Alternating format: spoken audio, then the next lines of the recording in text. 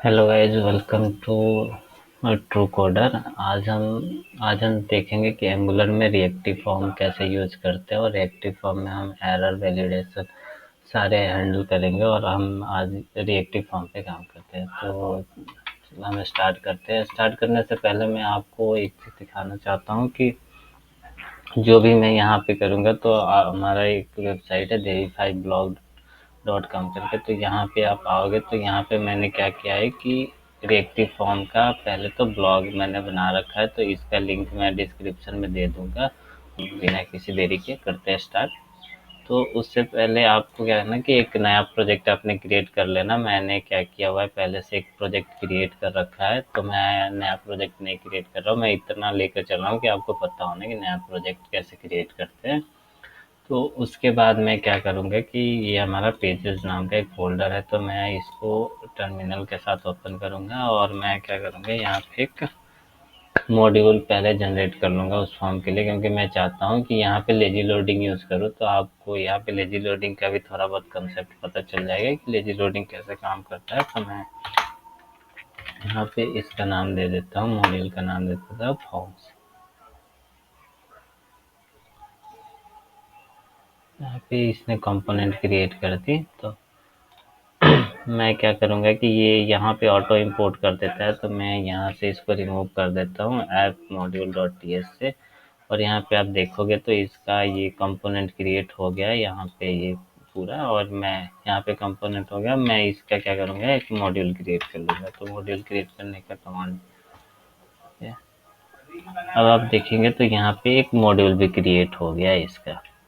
ठीक है, अब मैं यहाँ पे क्या करूँगा, तो सबसे पहले डिक्लेरेशन में इसका कंपोनेंट को इंपोर्ट कर लूँगा। तो मैंने यहाँ पे फॉर्म्स कंपोनेंट है लिया। और सेकेंड में क्या करूँगा, यहाँ पे आपका सबसे पहले तो मैं एक रूट बनाऊँगा इसके लिए। तो मैं यहाँ पे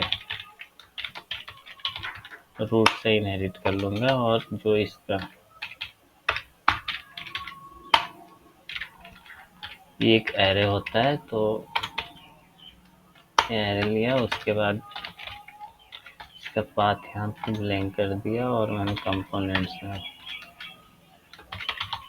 फॉर्म्स कंपोनेंट। ठीक है, और इसको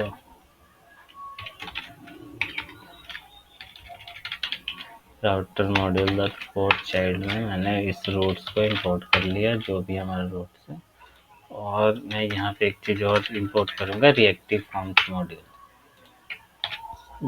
जो हमारा रिएक्टिव फॉर्म के लिए यूज़ होता है। तो ये हमें मॉड्यूल में इंपोर्ट करना पड़ता है, वो मॉड्यूल जिसको कंपोनेंट से वो कंपोनेंट उस मॉड्यूल में इंपोर्टेड है। अब मैं क्या करूँगा कि यहाँ पे इसको एक पाथ दूंगा। तो पाथ के लिए क्या करूँगा, मैं फॉर्म्स नाम दे दिया इसका।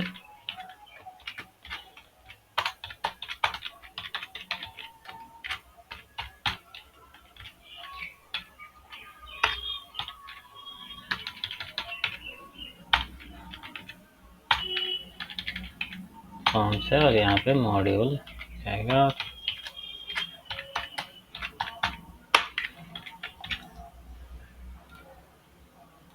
ये देखेंगे तो हमारा एप्लीकेशन भी रन है। मैं इसको ओपन करके दिखाऊँ आपको।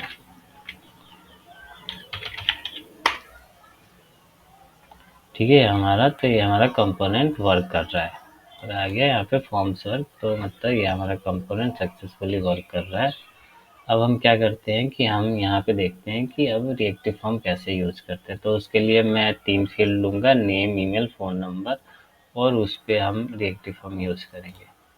तो यहाँ आता हूँ मैं, और यहाँ पे मैं क्या करता हूँ, सबसे पहले आपका फॉर्म बिल्डर इंपोर्ट कर लेता हूँ। कंस्ट्रक्टर में ऐड करते हैं फॉर्म बिल्डर।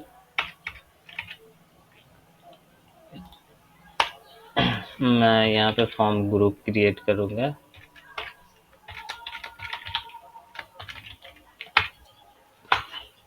हो गया फॉर्म ग्रुप। अब मैं एक फंक्शन बनाता हूँ इसमें के फॉर्म नाम से। यहाँ पे क्या होगा कि मैंने फॉर्म्स में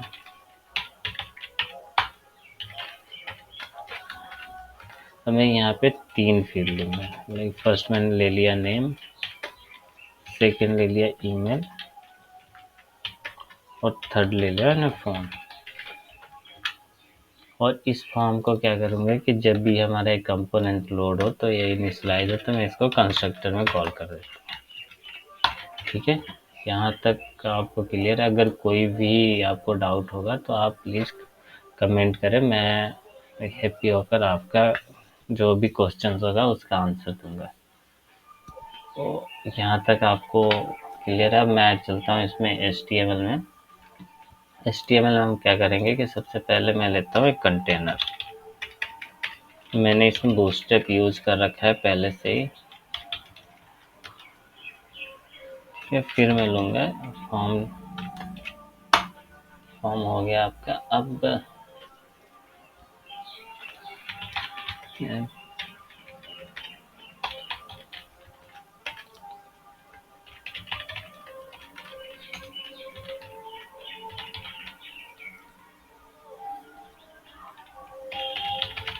फॉर्म लेवल यहाँ पे आ गया। फर्स्ट आ गया आपका नेम, इनपुट टाइप होगा इसका टेक्स्ट,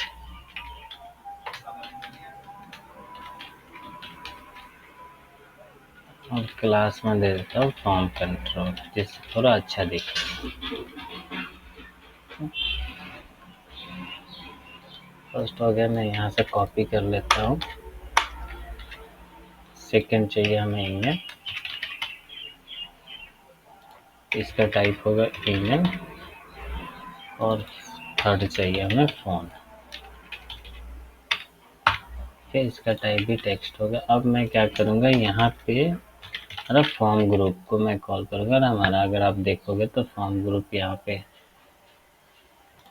हमारा फॉर्म है, तो मैं क्या करूँगा इसको यहाँ पे इंपोर्ट करता हूँ, ऐड कर दिया। अब यहाँ पे हमें रिएक्टिव फॉर्म यूज करने के लिए होता है फॉर्म कंट्रोल नेम। जो हमारे फील्ड्स के नेम है वो हम यहाँ पे फॉर्म कंट्रोल नेम से, तो फर्स्ट था हमारा नेम, सेकंड था ईमेल, और फिर फ़ोन। ठीक है, मैं यहाँ पे क्या करूँगा कि ng सबमिट यूज करूँगा, और एक सबमिट नाम का फंक्शन मैं ts फाइल में बनाऊँगा, जिसमें क्या होगा कि हमारा यहाँ से जो भी डेटा होगा वो हम लॉग करके देखेंगे। और मैं एक चीज़ और यहाँ पे कर लेता हूँ कि मैं यहाँ पे एक बटन बना लेता हूँ।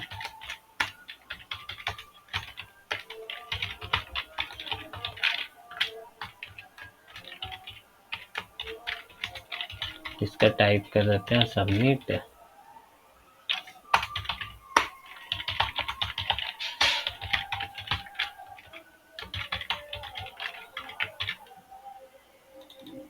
और मैं क्या करता हूँ, यहाँ पे सबमिट नाम का फंक्शन बना लेते हैं। ठीक है, और मैं यहाँ पे क्या करता हूँ, इसकी वैल्यू लॉग करा लेते हैं।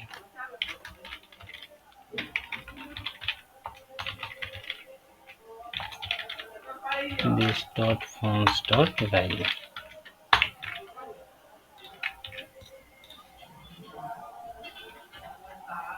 ठीक है, अब अगर हम देखें तो यहाँ पे फॉर्म बन गए हैं।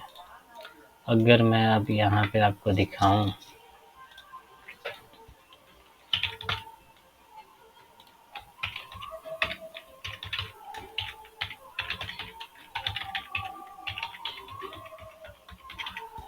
ठीक है, अगर मैं सबमिट करता हूँ तो देखो आप हमारी वैल्यू लॉग हो रही है, यानी हमारी बाइंड तो सक्सेसफुल हो गया है। अब हम इसमें देखते हैं कि हम जो इसके वैलिडेशंस है एरर कैसे हैंडल कर सकते हैं। तो उसके लिए मैं क्या करता हूँ कि सबसे पहले तो जो नेम है, नेम को मैं कर देता हूँ रिक्वायर्ड। ठीक है, सेकंड मैं यहाँ पे कर देता हूँ, अगर हमें मल्टीपल वैलिडेशन यूज करना होता है तो हम एरे के अंदर करते हैं। अगर सिंगल है तो हम सिंगल विदाउट एरे भी कर सकते हैं, तो ये आप ध्यान रखना। मैं अभी यहाँ पे क्या करता हूँ, मल्टीपल हमें वैलिडेशन चाहिए कि ये ईमेल वैलिड है या नहीं है, और सेकंड फील्ड चाहिए हमें कि रिक्वायर्ड चाहिए। तो पहले मैं क्या करता हूँ, इसको रिक्वायर्ड कर देता हूँ, और सेकंड मैं @email ये ऐड कर देते हैं, ठीक है। और फ़ोन नंबर के लिए मैं सिंपल अभी सिर्फ रिक्वायर्ड रखूँगा, ये हो गया। हम इसको क्या यहाँ पे डायरेक्ट भी हम जो हमारा फॉर्म ग्रुप है उससे भी एक्सेस कर सकते हैं और वहाँ पे भी हम वैलिडेशन लगा सकते, पर मैं क्या करूँगा कि ये जो फील्ड्स है इनके लिए मैं अलग एक गेटर फंक्शन बनाऊँगा जिससे हम इजीली HTML में इन फील्ड्स को एक्सेस कर सके। तो मैं क्या करूँगा यहाँ पे मैं आपके लिए मैं एक कमेंट डाल देता हूँ ऑल गेटर फंक्शन। तो यहाँ पे मैं पहले नेम के लिए बनाऊँगा, तो नेम के लिए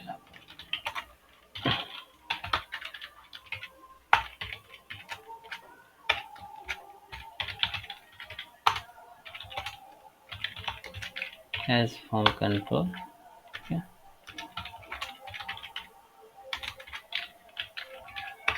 फिर मैं ईमेल के लिए बना रहा हूँ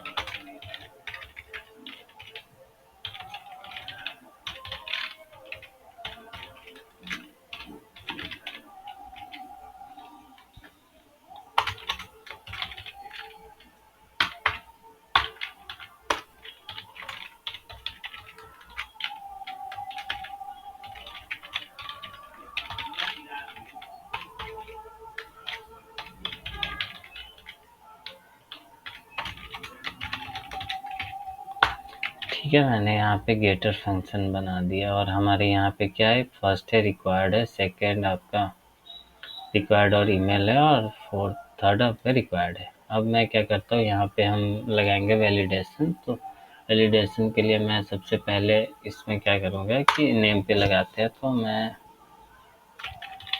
यहाँ पे स्पेन टैग ले लिया और यहाँ पे स्पेन टैग के अंदर मैं क्या करूँगा कि यहाँ पे मैंने दे दिया क्लास टेक्स्ट डेंजर, ठीक है। अब मैं यहाँ पे सबसे पहले चेक करूँगा ये जो नेम है वो इनवैलिड हो, और अगर ये टस्ट हो यानी इसमें, तो उस केस में क्या करे, उस केस में अब ये चेक करेगा कि एक मैं और स्पेन दूंगा ng if name dot has error। अगर ये रिक्वायर्ड है, इसका एरर रिक्वायर्ड है, तो यहाँ पे लिखते हम मैसेज शो करा दे नेम इज रिक्वायर्ड। मैं अगर आपको दिखाऊं अभी ये कैसे काम कर रहा है, तो जैसे ये नेम है, ठीक है। तो नेम के अंदर मैंने यहाँ पे गया, मैं क्लिक किया, तो ये देखो आपको इसने दे दिया नेम इज रिक्वायर्ड। सेम हम ईमेल के लिए भी करेंगे, तो चलो उसको भी कर लेते हैं। यहाँ पे स्पेन मैं क्लास से दे देता हूँ टेक्स्ट डेंजर, और मैं इफ लगाऊंगा यहाँ पे, और यहाँ पे चेक करूंगा email is invalid and name is touch, ठीक है। तो ये क्या कर यहाँ पे, अब यहाँ पे हमारा है कि आप देखोगे तो वहाँ पे हमारे दो एरर्स शो होने हैं, एक तो रिक्वायर्ड का, सेकंड ईमेल वैलिड है कि नहीं है। तो हम यहाँ पे क्या चेक करें, सबसे पहले मैं यहाँ पे चेक कर रहा हूँ कि ng if email dot has error required, then क्या email is required। सेकंड हम यहाँ पे चेक करेंगे email dot has error email, then मैं मैसेज शो करा दूंगी email is not valid, ठीक है। चलो हम देखते हैं कि ये प्रॉपर काम कर रहा है कि नहीं। मैं यहाँ पे क्या, तो एक ये क्या हुआ है यहाँ पे, सॉरी मैं मिस्टेक हो गया कि मैंने ईमेल की जगह नेम लिख दिया है। तो अब देखते हैं ये कैसे काम कर रहा है। तो ईमेल यहाँ देखोगे तो फर्स्ट मैसेज आ गया ईमेल इज रिक्वायर्ड। अगर मैं अब यहाँ पे कुछ भी लिखूँ तो देखो यहाँ पे हो रहा है ईमेल इज नॉट वैलिड, जब तक मैं इसको वैलिड ईमेल नहीं प्रोवाइड करता, ठीक है। अब देखो यहाँ पे सेम हम फ़ोन नंबर के लिए भी कर लेते हैं।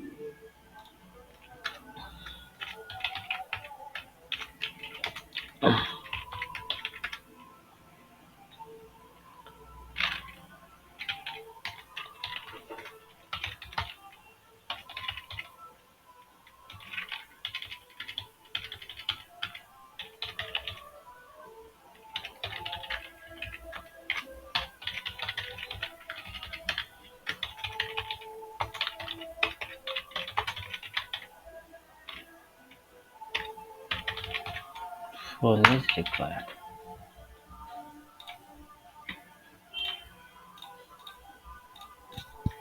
अब यहाँ पे मैंने क्या किया हुआ है कि इसको डायरेक्ट ही चेक कर दिया, तो ये एरर देता ही रहेगा। तो हम यहाँ पे कंडीशन लगा लेते हैं ना, फोन डॉट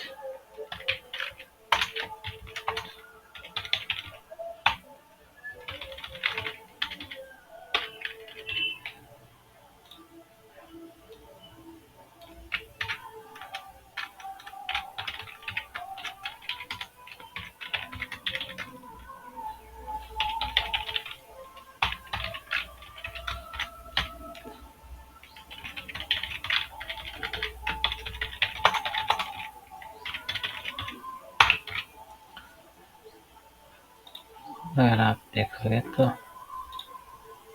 पर अगर आप देखोगे तो ये इस केस में भी हमारा लॉग कर रहा है, पर अगर हमारा ये अगर फ़ोन, ईमेल और ये अगर ये प्रॉपर वैलिड नहीं है तो ये हमारा लॉग नहीं होने चाहिए। तो उस केस में हम क्या करेंगे, पहले तो यहाँ पे मैं एक कंडीशन चेक कर लेता हूँ कि if this dot form dot valid, अगर वैलिड है तो लॉग करें, अदरवाइज मैं क्या करता हूँ एक फ्लैग लेता हूँ यहाँ पे इट सबमिट करके, बूलियन बाय डिफ़ॉल्ट ये होगा फॉल्स अगर ये वैलिड नहीं है। तो if not this dot forms dot valid, तो उस केस में मैं क्या करूँगा, इस सबमिट को मैं कर दूंगा ट्रू, ठीक है। और अगर वैलिड है तो ये हमारा क्या रहेगा, फॉल्स ही रहेगा। अब मैं यहाँ पे क्या करता हूँ कि यहाँ पे ये जो है यहाँ पे एक और कंडीशन चेक करता हूँ, और मैं कि अगर हमारा इट सबमिट है फिर भी हमारा एरर शो होगा, तो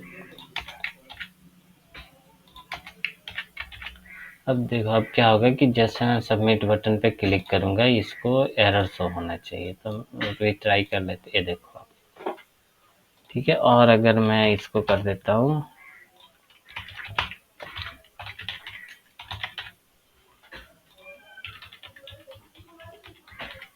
तो अब आप देखोगे तो हमारे लॉग हो रहे हैं।